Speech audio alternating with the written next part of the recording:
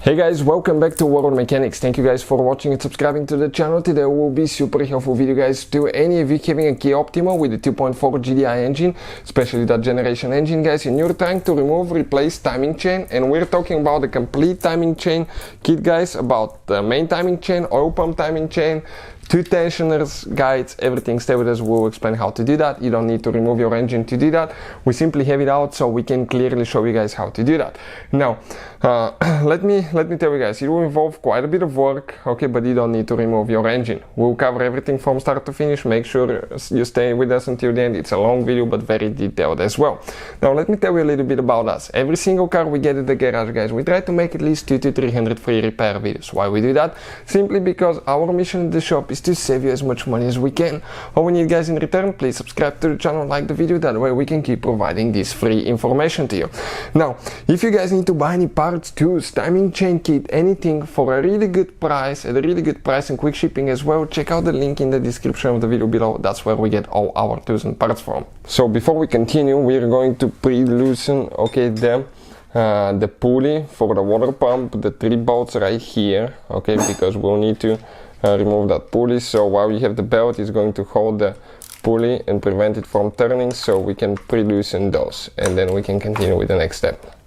So next we can remove the serpentine belt. In our case, 14mm wrench, we go counterclockwise, we release the pressure and pull the belt out, and we can just go ahead and remove the whole belt out of there. We don't practically need it anymore. Okay, perfect. Next, okay, right here, this is where things get interesting guys. There is a special tool now, okay, there is a special tool that can prevent your crankshaft from turning, so you can take that bolt off, and there are two kinds of tools. Okay, I'll put the link to each one of them in the description of the video below. One of them, you have to remove the engine starter, and we have a special video that explains how to do that. You remove the engine starter and you install the tool, okay, right here on the flywheel, so it prevents the flywheel from turning. Or the other one is the tool guys, okay, will be installed on the flywheel underneath towards the oil pan, okay, right there. And when you install it on this bolt and the other bolt, you remove them, install the tool, the teeth goes in the flywheel, lock it in place, that way you can remove that bolt. If you guys don't have that tool, I will not recommend to do the job, but we do it without the tool. We get an impact, and I will not recommend to do that. Impact, air compressor, okay, and we just pre-loosen that bolt. But tightening it, okay, you will not know exactly how much torque you put, and there is a certain torque amount that you need to apply. So we pre-loosen ours with impact, and now it should just come off, okay, you can see, and we should be able to, okay, remove it now. Perfect. Now this doesn't hold the timing chain, so we can securely on that generation 2.4 GDI engine remove it, because it's a keyed pulley, and the timing chain sprocket is keyed as well, so it shouldn't jump. Some Ford, Mazda, Japanese vehicles, as you know, if you get that pulley loose, the timing is done and you can severely damage your car. So this one is not the case for that 2.4 GDI engine. So you can see that crankshaft pulley, okay, came out of here just like that. So next step guys, we need to remove the valve cover, the upper valve cover. So that's what we'll be doing next. Let's go ahead, okay, clear everything. Intake manifold is removed, the exhaust manifold is removed. Now those are the ignition coils, the gray piece, you pull them back, okay, check it out, one by one. Then you press down, okay, and you remove them. And one more here. If they're stuck, grab it here, push it in to release the pressure, push down here, okay, and it will come out. You have a seal that prevents water from going in, that's why it might be stuck. One more sensor wire for the exhaust VVT solenoid. We need to remove 2 clips right here. Okay, that sensor already, we have it disconnected, this one, but you need to disconnect this one too. Right here, intake camshaft position sensor. After that, volume sensor wire needs to come out, fuel volume. And next we need to get a 10mm and we need to start taking things apart guys. We'll take quite a few things. So we can open up that engine, remove that valve cover, and we can continue. So one bracket for that wire here.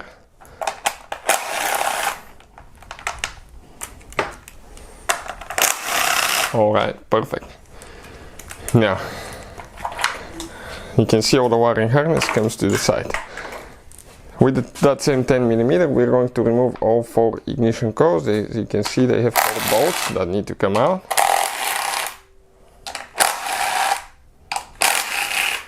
Perfect.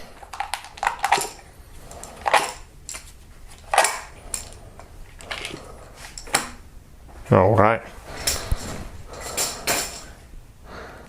Let's see now. Okay, what else we can do? That fuel line, you will leak fuel out, be prepared. You will need to have fire extinguisher on the side, have the car battery disconnected, because you can catch yourself on fire, guys. Now, very important, you need to disconnect the low pressure fuel line too. If you want to see the video, it's on our channel while the engine was still in the engine bay of that Kia Optima, how to remove fuel line. Now we can unscrew a little bit on each side, each of the bolts for the high pressure fuel pump. Also guys, on these modern cars it really matters which battery terminal you disconnect first and reconnect first. If you do it wrong, you can cause damage to the engine computer and the electrical system. So we'll put a link to a video that explains all that in the description below. Now we're going to go ahead and start removing all the bolts for the valve cover here. So usually go, okay, here, cross pattern.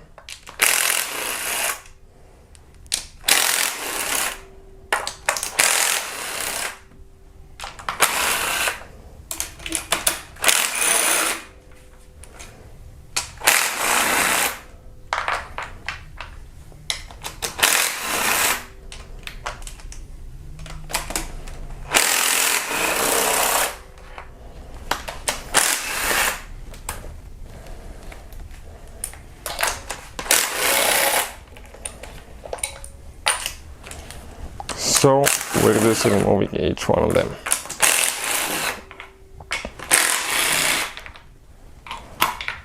Oh no, wrong bolt. Okay, those bolts need to come out. You have to be careful not to drop them.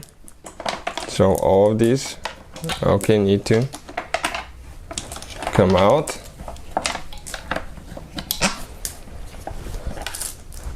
Okay, perfect.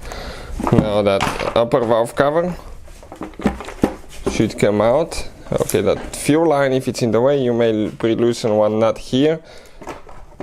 Okay, and get it out, and the valve cover, okay, came out. You can see it just like that. So now we're going to next remove the oil pan, guys. If the engine is in the vehicle, practically, okay, you can do it without any problems. What you will need to do though, you will need to disconnect the AC compressor, okay, 2 of the bolts, the bottom bolts, okay, right there. Careful not to break AC hose, because you will leak all the freon, and that can be, guys, dangerous. But what we can do, okay, we can go ahead, pretty loosen that bolt. It's super tight, and we're going to just remove the 2 bolts because they hold that bracket that attaches to the oil pan and the engine block. Okay, perfect. The 2 bolts are out. Now what we need to do next, okay, that bracket right here, guys, okay, needs to come out, that bracket. So if you look at it, okay, it needs to come out because there is bolts that you cannot access underneath. So we have now 12mm socket bolt here, 1, then we have 2, then we have 1 right there, 3, then we have 1 more on the other side, which is number 4, and that bracket came out, guys. Okay, you can see where all 4 bolts are located. So here is another one. Perfect. Now the oil pan itself, okay, will have, it doesn't have a gasket, it's just silicone sealed. That's how it is out of the factory, but this one, somebody put enormous amount of silicone, which they shouldn't, and it wasn't sealed correctly too. So we will explain how to prepare it and what silicone to use, guys. Now with that 12mm socket, there are 2 bolts that are super long. Okay, and those hold the whole bottom engine together, guys. The crankcase you can see right there. So next we're going to go ahead, okay, and start removing with 10mm socket a few bolts. You can see this one is cross-threaded, one more IC that's cross-threaded.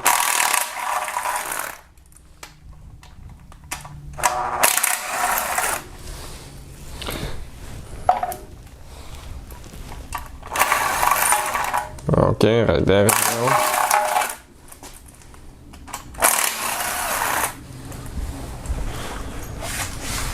Now we keep going underneath. Okay, you can see where all the bolts are. Once we remove the oil pan, I'll show you guys where every single bolt is located, so we know what to expect.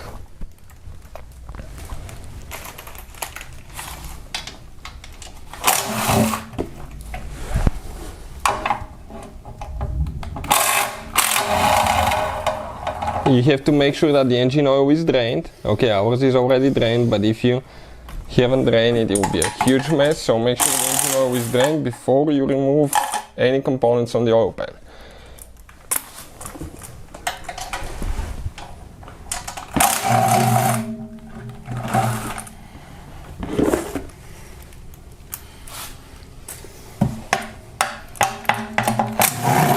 Okay, if it's stuck, guys, this one wasn't sealed correctly. If it's stuck, you need to get a screwdriver and pry it down. If you bent it, it's fine, it's metal, so you can straighten it later.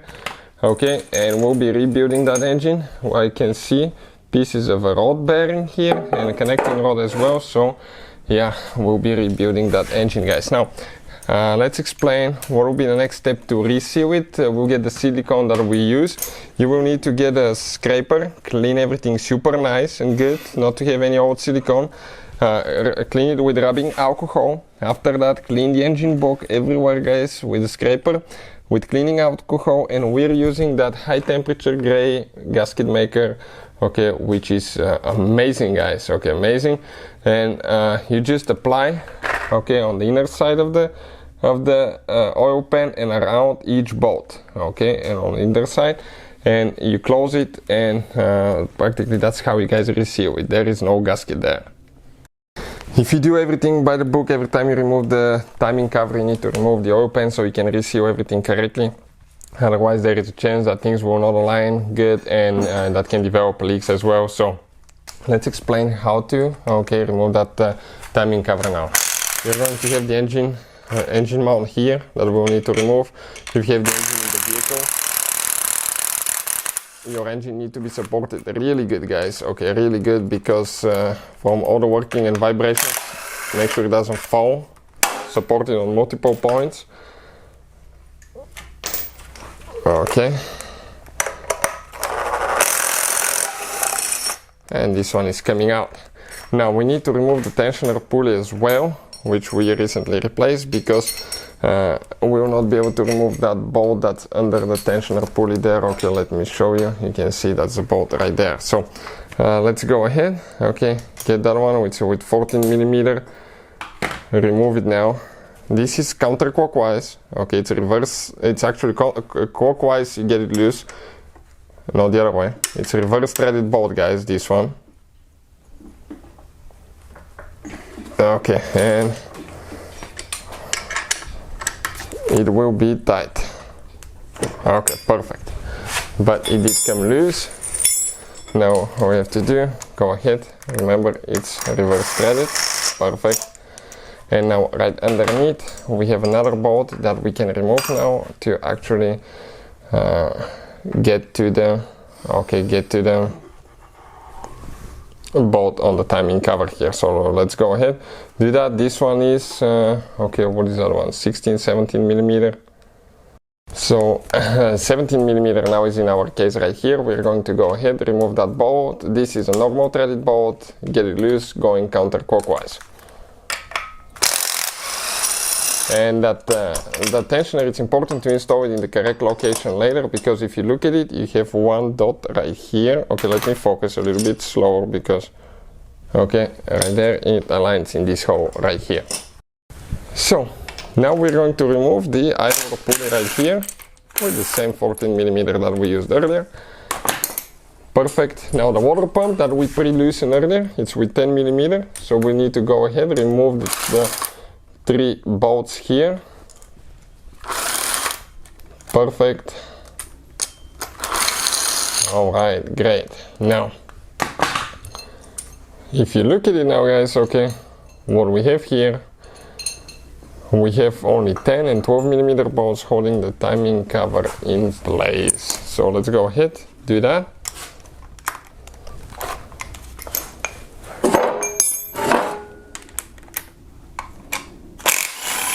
Perfect, one is out. 2, this one you don't need to remove it, guys. 3, we have one on top, 4, here 5, 6, alright, 6, 12 millimeter, up, around one more right here, 7 12 millimeter bolts, and the rest of them are 10 millimeters. Okay, that we need to go ahead, remove.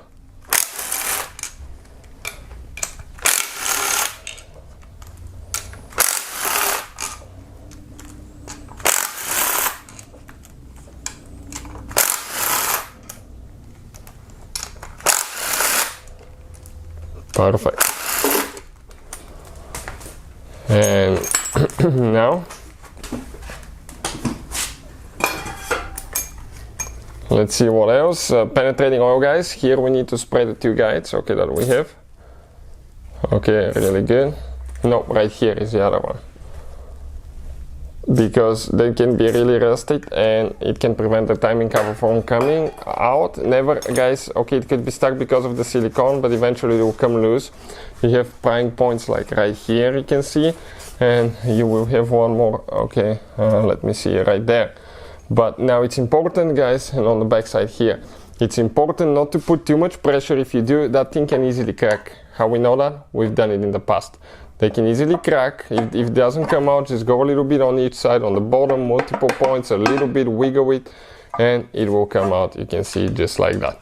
Those are the guides. Okay, right here on some it could be really rusted, guys, to the point that it can hold it really, really tight. So timing cover came out.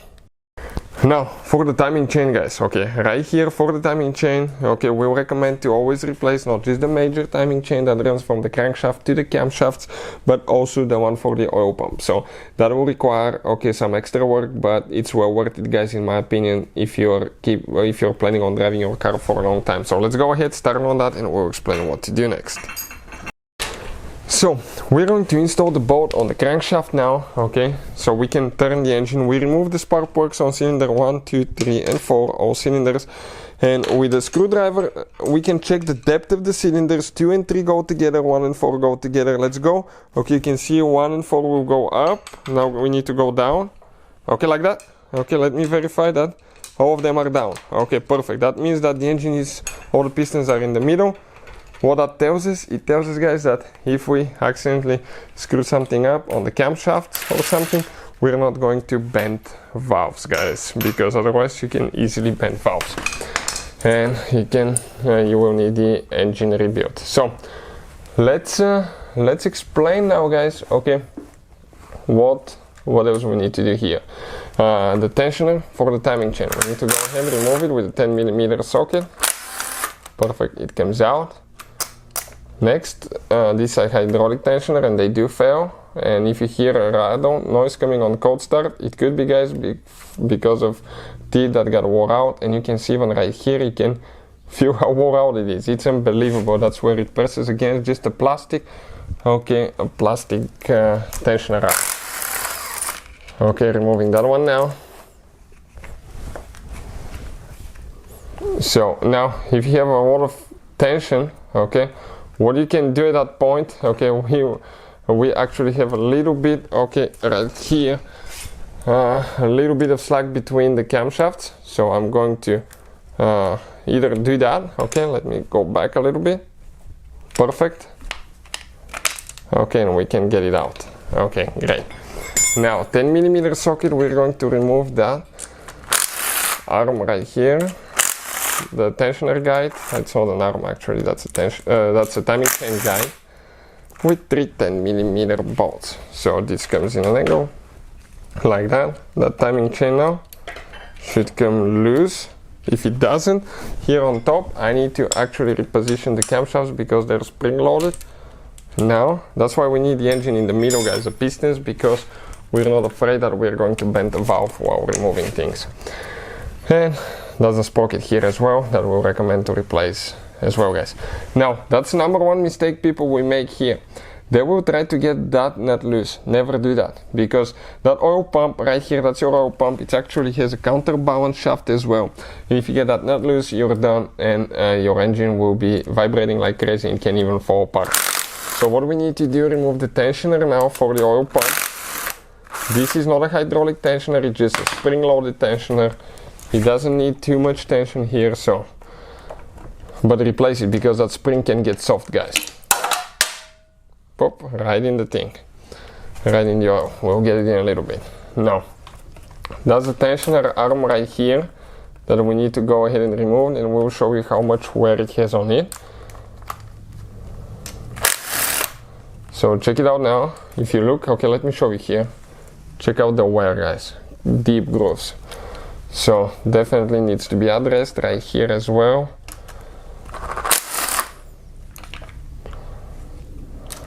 Alright, and some people will try to remove it and it will not come out. Okay, you can see, you cannot get that chain out. That's why they'll try to remove that wheel. Never do that.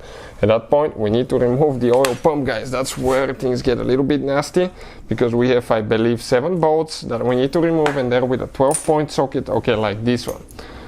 So that's what we'll be doing next. Give me just a second to reposition things. That's a 12-point socket, perfect. And let's go ahead, start on it. Yours may be really tight. Okay, we pre-loosen ours so we can do it with impact and not waste your time, but those will be super tight, guys.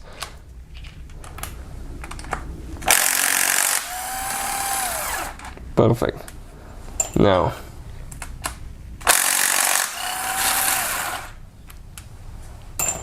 right there as well.